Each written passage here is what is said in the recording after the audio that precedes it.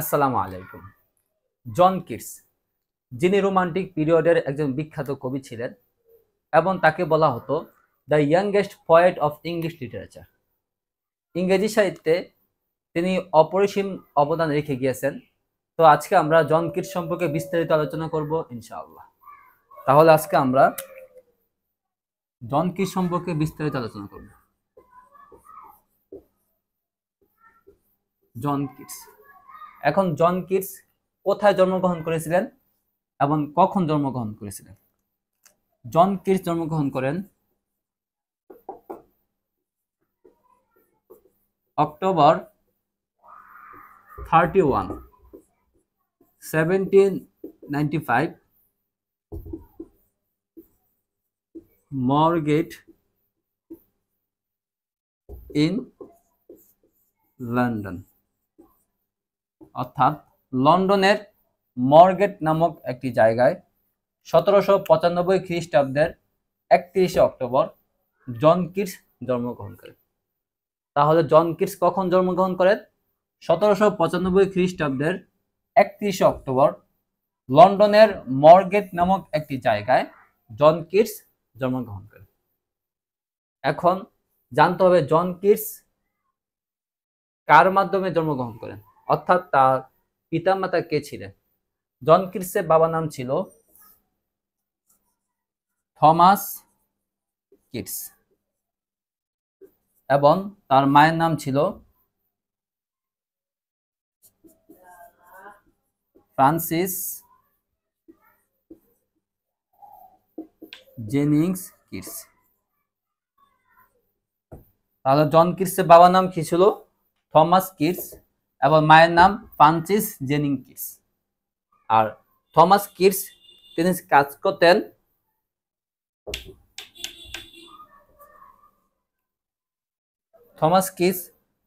কাজ করতেন work as a manager of the Swan and Hope livery stables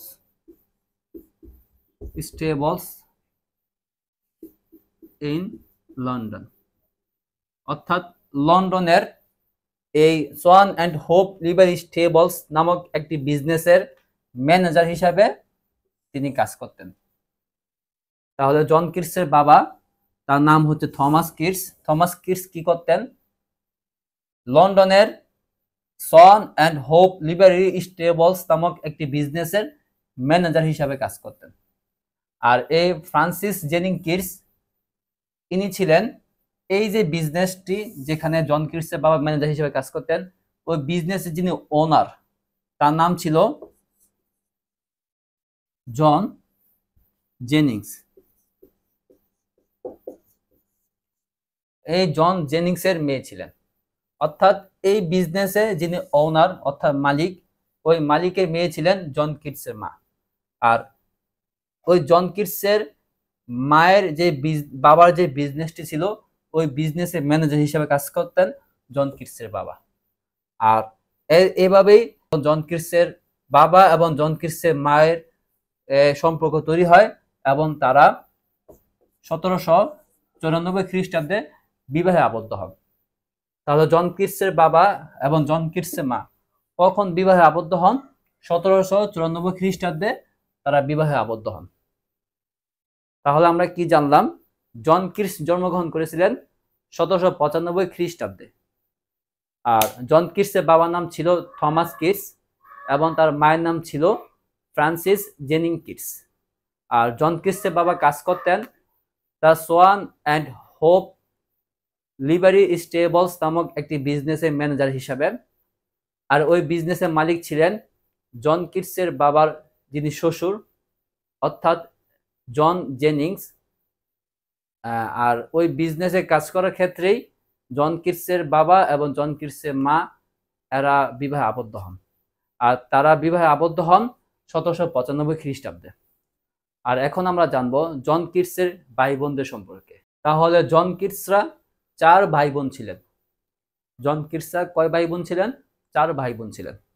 আর এদের মধ্যে সবার বড় ছিলেন জন কিটস। নাম্বার 1 কে ছিলেন? John Keats. তিনি জন্মগ্রহণ করেছিলেন 1795 খ্রিস্টাব্দে।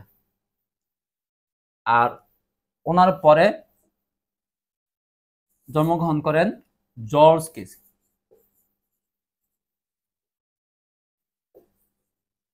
যিনি জন্মগ্রহণ করেছিলেন জন কিটসের জন্মের 2 বছর পর, অর্থাৎ 1797 খ্রিস্টাব্দে। আর তৃতীয় নাম্বার যিনি ছিলেন তিনি ছিলেন টম কিটস। আর টম কিটস জন্মগ্রহণ করেছিলেন 1799 খ্রিস্টাব্দে। আর টম কিটসের পরে জন্মগ্রহণ করেছিলেন জন কিটসের সবার ছোট বোন ফেনি কিটস, যিনি জন্মগ্রহণ করেছিলেন 1803 খ্রিস্টাব্দে। তাহলে সবার প্রথম কে জন্মগ্রহণ করেছিলেন? জন কিটস সবার প্রথম জন্মগ্রহণ করেছিলেন 1795 খ্রিস্টাব্দে। জর্জ কিটস তিনি জন্মগ্রহণ করেছিলেন 1797 খ্রিস্টাব্দে। টম কিটস তিনি জন্মগ্রহণ করেছিলেন 1799 খ্রিস্টাব্দে। এবং সর্বশেষ ফেনি কিটস তিনি জন্মগ্রহণ করেছিলেন 1803 খ্রিস্টাব্দে। তাহলে আমরা কি জানতে পারলাম? যে জন কিটস সর্বপ্রথম জন্মগ্রহণ করেছিলেন, তার ভাই বোনের মধ্যে তিনি সবার বড় ছিলেন, এবং তার পরে তার ছোট ভাই জর্জ কিটস তিনি জন কিটসের 2 বছরের ছোট ছিলেন, এবং জর্জ কিটসের পরে জন্মগ্রহণ করেছিলেন টম কিটস, যিনি 1799 খ্রিস্টাব্দে জন্মগ্রহণ করেছিলেন, এবং টম কিটসের পরে তাদের ছোট বোন ফেনি কিটস, যিনি 1803 খ্রিস্টাব্দে জন্মগ্রহণ করেছিলেন। এবং আমরা জানি 1804 খ্রিস্টাব্দে জন কিটসের বাবা মৃত্যুবরণ করেন। তাহলে 1804 খ্রিস্টাব্দে জন কিটসের বাবা কি করেন? মৃত্যুবরণ করেন। কিভাবে মৃত্যুবরণ করেন? জন কিটসের বাবা মৃত্যুবরণ করেন ঘোড়া থেকে পড়ে গিয়ে। অর্থাৎ তিনি যখন নাকি ঘোড়া চালাইতে গেছিলেন তখন ঘোড়া থেকে পড়ে গিয়ে তিনি মৃত্যুবরণ করেন। থমাস কিটস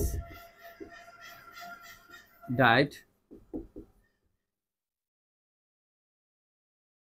April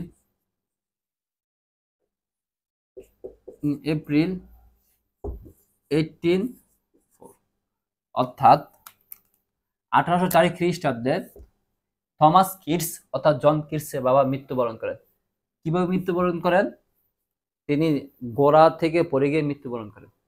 এবং যখন তিনি মৃত্যুবরণ করেন তখন তাদের পরিবারের মধ্যে উপার্জন করার মতন কেউ ছিলেন না। তো এরকম সময় যখন তিনি মৃত্যুবরণ করেন, এর কিছুদিন পরেই জন কিটসের মা অর্থাৎ ফ্রান্সিস জেনিং কিটস তিনি দ্বিতীয় বিবাহে আবদ্ধ হন। তাহলে ফ্রান্সিস জেনিং কিটস অর্থাৎ জন কিটসের মা যখন জন কিটসের বাবা মৃত্যুবরণ করেন, এর কয়েকদিন পরেই ফ্রান্সিস জেনিং কিটস অর্থাৎ জন কিটসের মা দ্বিতীয় বিবাহে আবদ্ধ হন এবং তিনি বিবাহ করেন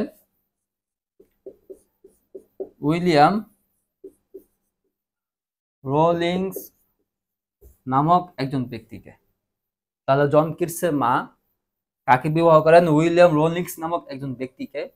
কিন্তু তাদের বৈবাহিক জীবন সুখী ছিল না। এর কিছুদিন পরেই জন কিটসের মা আবার চলে আসেন জন কিটসদের কাছে। তো তারপর যখন জন কিটসের মা যখন তিনি চলে এসেছিলেন তখন জন কিটসের মার টিউবারকিউলাস অর্থাৎ যক্ষার রোগ দেখা গিয়েছিল এবং তখন তিনি অসুস্থ ছিলেন। এবং এই জন কিটসের মাকে জন কিটস সেবা করেছিলেন এবং তিনি চেষ্টা করেছিলেন তাকে সুস্থ করার জন্য। কিন্তু জন কিটসের সকল চেষ্টা আর তাকে সুস্থ করতে পারে নাই। এরপর জন কিটসের মা 1810 খ্রিস্টাব্দে মৃত্যুবরণ করেন। তাহলে জন কিটসের বাবা কখন মৃত্যুবরণ করেন? 1804 খ্রিস্টাব্দে জন কিটসের বাবা মৃত্যুবরণ করেন এবং 1810 খ্রিস্টাব্দে জন কিটসের মা মৃত্যুবরণ করেন। এবং যখন জন কিটসের মা মৃত্যুবরণ করেছিলেন তখন তাদের ভাই বোনের মধ্যে সবার বড় জন কিটস ছিলেন এবং তারা একেবারে এতিম হয়ে গিয়েছিলেন, অর্থাৎ তারা অরফ্যান্ড হয়ে গিয়েছিলেন, অনাথ হয়ে গিয়েছিলেন। এখন আমরা আলোচনা করব জন কিটসের এডুকেশনাল ব্যাকগ্রাউন্ড সম্পর্কে। তো আমরা জানি জন কিটস তিনি জন্মগ্রহণ করেছিলেন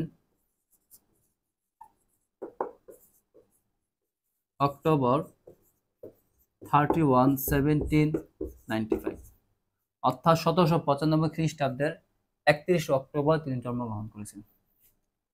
এবং in 1803, at the age of 8, he attend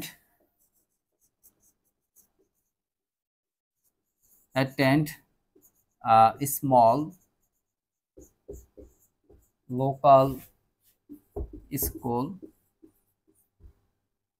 in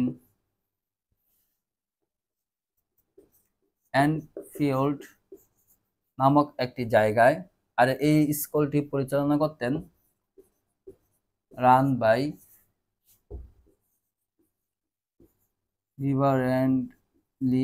রিভারেন্ড John clerk.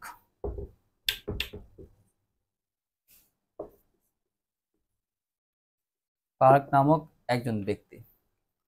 তো জন কিটস তিনি জন্মগ্রহণ করেছিলেন 1795 খ্রিস্টাব্দে এবং সর্বপ্রথম 1803 খ্রিস্টাব্দে তিনি স্কুলে অ্যাটেন্ড করেছিলেন।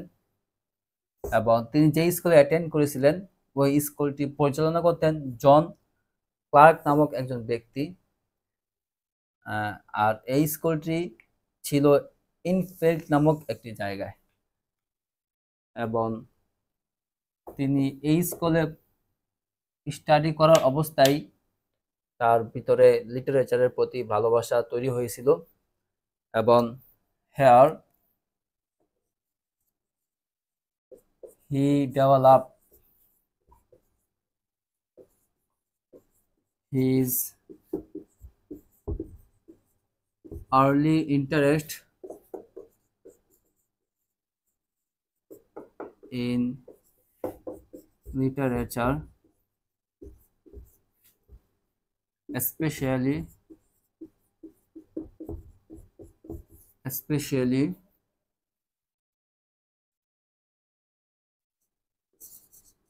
Greek and Roman classic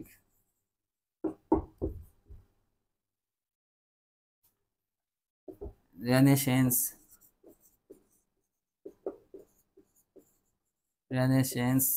poetry and history। তো এই স্কুলে পড়া অবস্থায় তিনি তার ভিতরে এই লিটারেচারের প্রতি ভালোবাসা, বিশেষ করে গ্রিক অ্যান্ড রোমান যে ক্লাসিকগুলো ছিল এবং রেনেসাঁস পোয়েট্রি এবং হিস্টোরি, এগুলোর প্রতি তার ভালোবাসা তৈরি হয়েছিল। তারপর in 1810 অর্থাৎ 1810 খ্রিস্টাব্দে at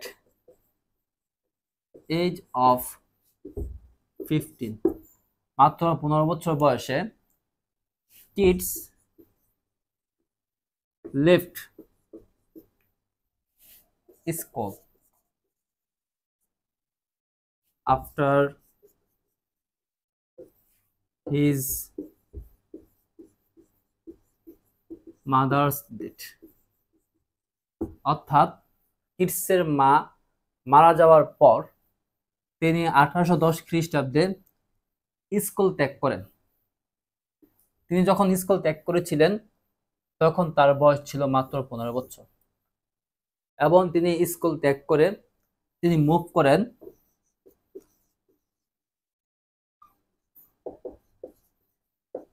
apprenticeship in medicine,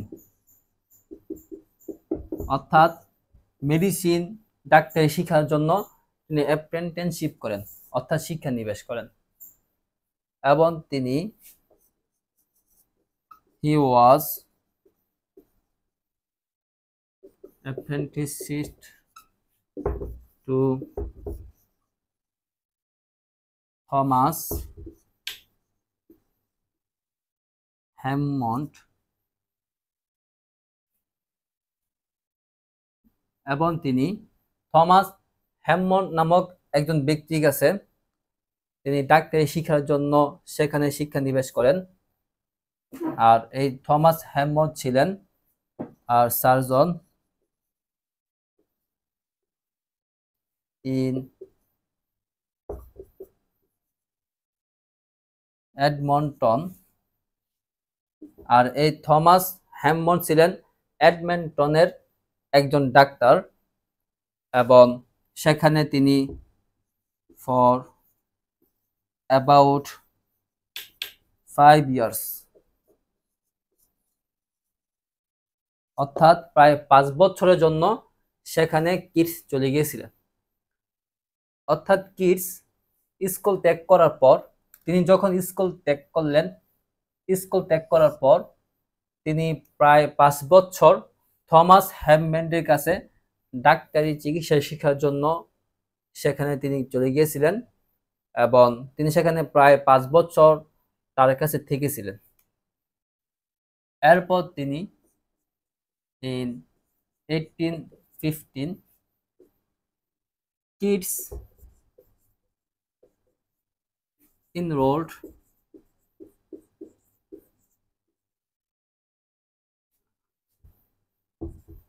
at Guy's Hospital, যেটি এখন কিংস লন্ডন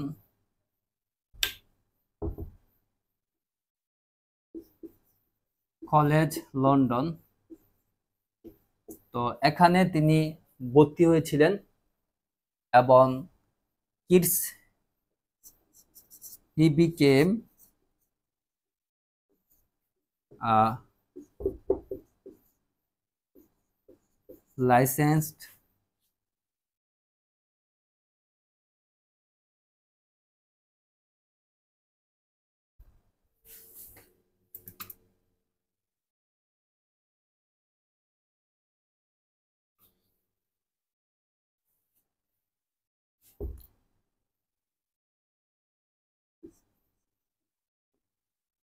apothecary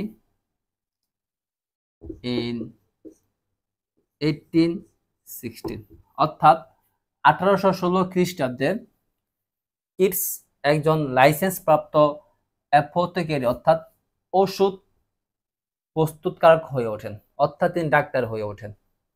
কিন্তু হি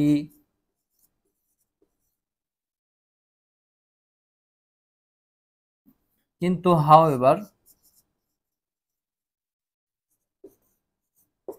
he realized his true passion was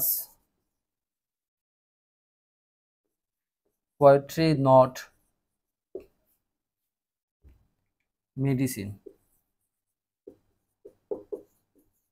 এবং তিনি বুঝতে পারেন যে তার যে আসল যে প্যাশন সেটি হচ্ছে কবিতা, ডাক্তারি না। এই জন্য তিনি ডাক্তারি ছেড়ে দিয়েছিলেন। তো আমরা কি কি শিখলাম? কিটস জন্মগ্রহণ করেছিলেন 1795 খ্রিস্টাব্দে, এবং তিনি 1803 খ্রিস্টাব্দে প্রথম স্কুলে ভর্তি হয়েছিলেন, এবং 1810 খ্রিস্টাব্দ পর্যন্ত সেখানে তিনি স্টাডি করেছিলেন, এবং সেখান থেকেই তার আর্লি ইন্টারেস্টেড ইন লিটারেচার সেটি শুরু হয়েছিল, এবং তিনি 1810 খ্রিস্টাব্দে তার মায়ের মৃত্যুর পর তিনি স্কুল থেকে চলে আসেন, এবং তিনি ডাক্তারি শিক্ষার জন্য থমাস হ্যামমেড নামক একজন ব্যক্তির কাছে প্রায় 5 বছর সেখানে কাজ করেছিলেন, এবং 1815 খ্রিস্টাব্দে তিনি গেটস হসপিটাল নামক একটি হসপিটালে, যেটা এখন কিং কলেজ লন্ডন নামে পরিচিত, ওই জায়গায় তিনি ভর্তি হন এবং 1816 খ্রিস্টাব্দে তাকে লাইসেন্স প্রাপ্ত একজন চিকিৎসক হিসাবে গণ্য করা হয়।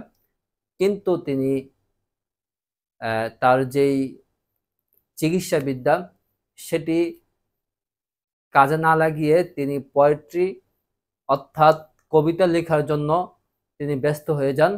তিনি বুঝতে পারেন যে তার আসল যে প্যাশন সেটি হচ্ছে কবিতা, সেটি মেডিসিন না। এই জন্য তিনি তার ডাক্তারি পেশা বন্ধ করে কবিতা লেখা শুরু করে। এখন আমরা জন কিটসের লিটারারি ক্যারিয়ার সম্পর্কে আলোচনা করব। তো জন কিটস তিনি সর্বপ্রথম কবিতা লিখেছিলেন 1814 খ্রিস্টাব্দে। তো রাইটস হিজ ফার্স্ট নন পোয়েম, আর এই কবিতাটির নাম ছিল ইমিটেশন ইন স্পেন্সার।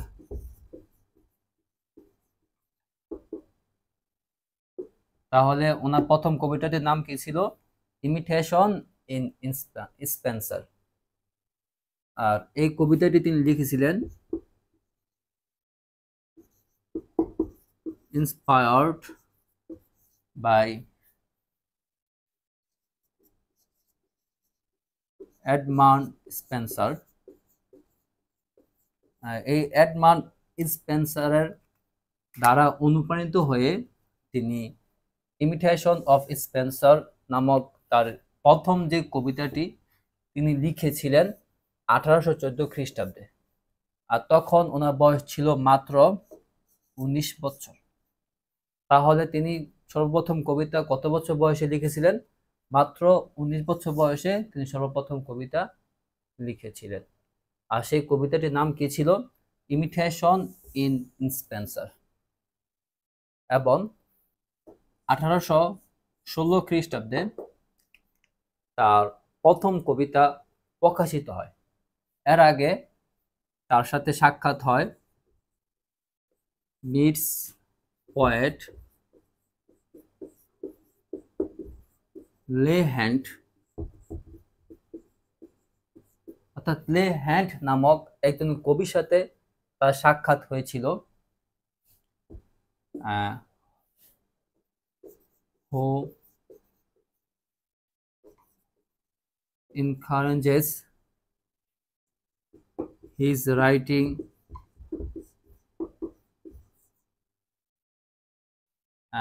তারপর পাবলিশড হয়, published his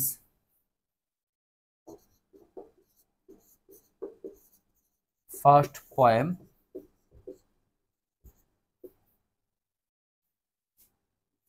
O Solitude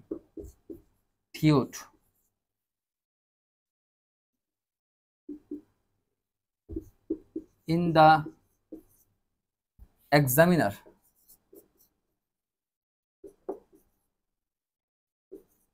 in the examiner. তো 1816 খ্রিস্টাব্দে জন কিটস সাক্ষাৎ করেন লে হান্ট নামক একজন কবির সাথে, যিনি তাকে উৎসাহিত করেছিলেন লেখার জন্য। এবং এই 1816 খ্রিস্টাব্দে তার প্রথম কবিতা এক্সামিনার নামক একটি পত্রিকায় পাবলিশ করা হয়েছিল।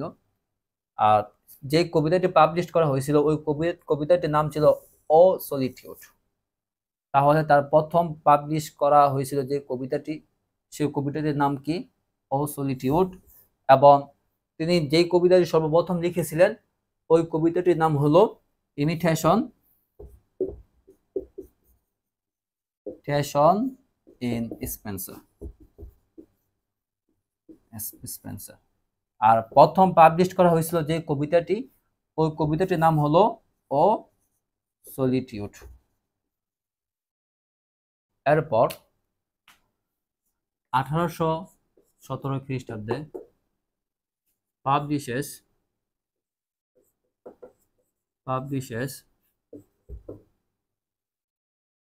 his first volume poems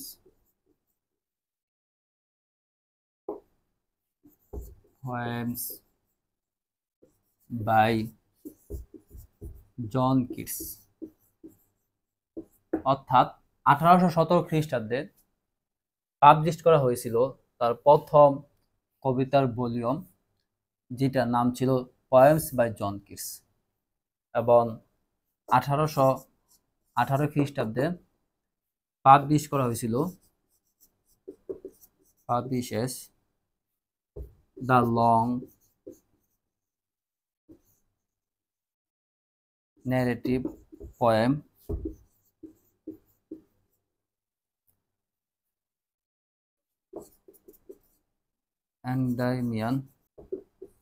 এন্ডাইমিয়ান, এবং এই এন্ডাইমিয়ান লেখার কারণে তাকে রিসিভ করতে হয়েছিল received harsh criticism but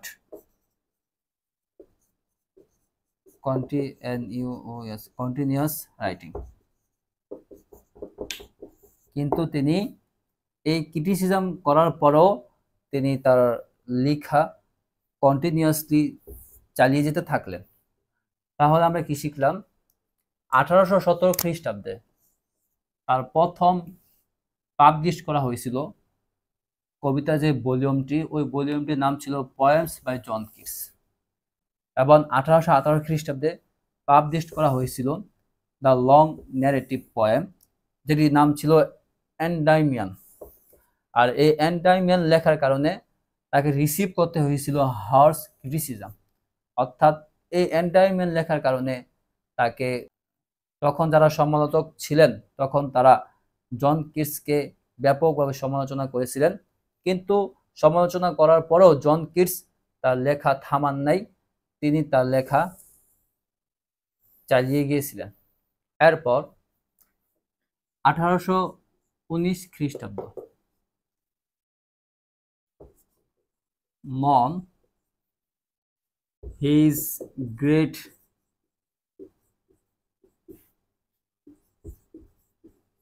year of poetry, তাহলে এই 1819 খ্রিস্টাব্দ এটি পরিচিত তার কবিতার শ্রেষ্ঠ বৎসর হিসাবে। রাইটস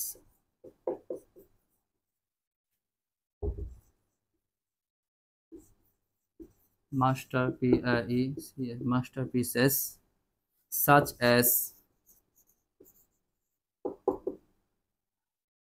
তো এই 1819 খ্রিস্টাব্দ এই বছরটিকে বলা হয় কিটসের জন্য শ্রেষ্ঠ একটি বছর, অর্থাৎ এই বছরই কিটস তার যে মাস্টার্স পিসগুলো ছিল এগুলো তিনি লিখেছিলেন।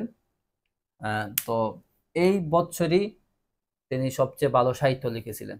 তো এই 1819 খ্রিস্টাব্দ এই সালেই কিটস তার যে মাস্টার্স পিসগুলো আছে এগুলো তিনি লিখেছিলেন, যার কারণে এই সালটিকে বলা হয় গ্রেট ইয়ার অফ পোয়েট্রি। আর এই 1819 খ্রিস্টাব্দে কিটস লিখেছিলেন তার যে odd to a nightingale,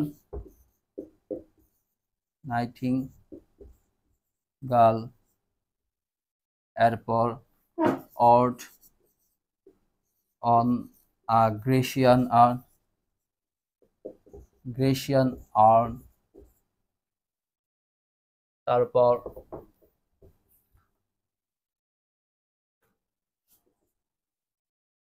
odd to autumn, এরপর অড অন মেলানকোলি, তারপর লেবেলা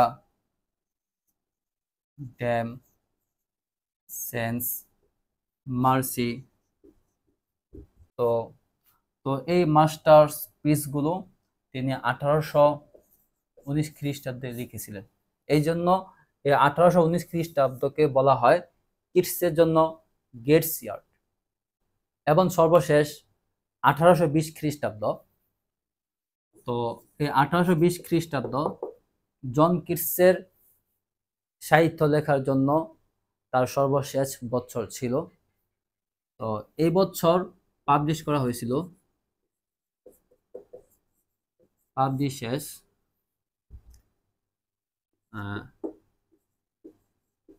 লামিয়া ইসাবেলা, তারপর the eve of S T Agnes and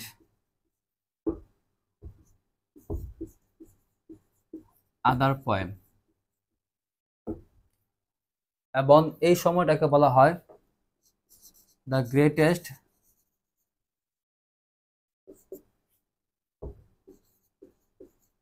poetry collection in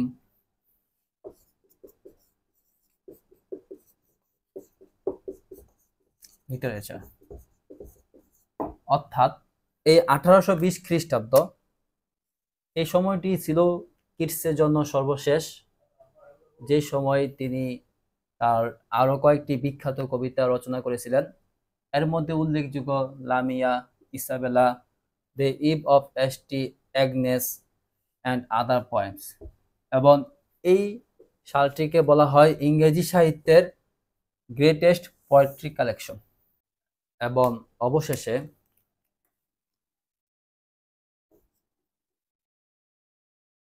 February 23, 1821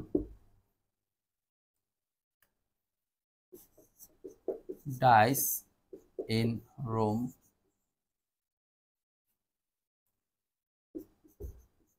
at the age of 25 from tuberculosis।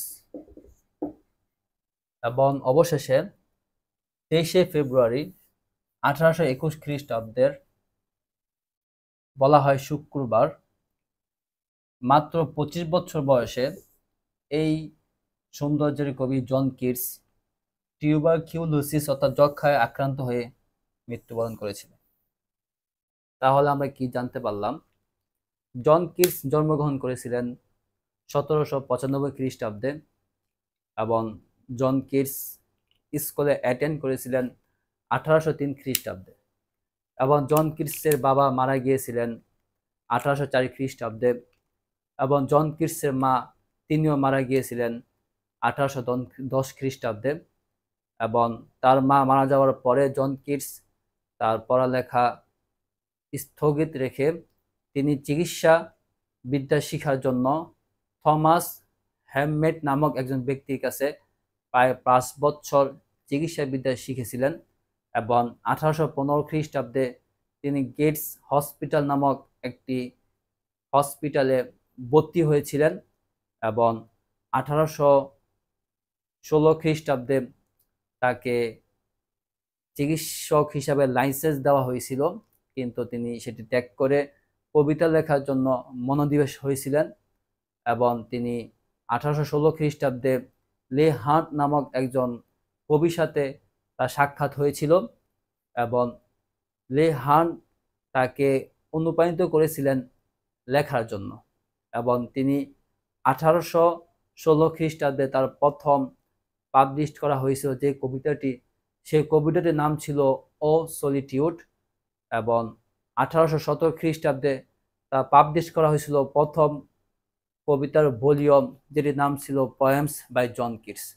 এবং 1818 খ্রিস্টাব্দে পাবলিশ করা হয়েছিল দ্য লং ন্যারেটিভ পোয়েমস, তার নাম ছিল এন্ডামিয়ান। আর এই কবিতাটি পাবলিশ করার কারণেই জন কিটসকে বিভিন্ন ক্রিটিকরা সমালোচনা করেছিলেন। এবং 1819 খ্রিস্টাব্দ জন কিটসের জন্য ছিল সবচেয়ে বিখ্যাত একটি সময়।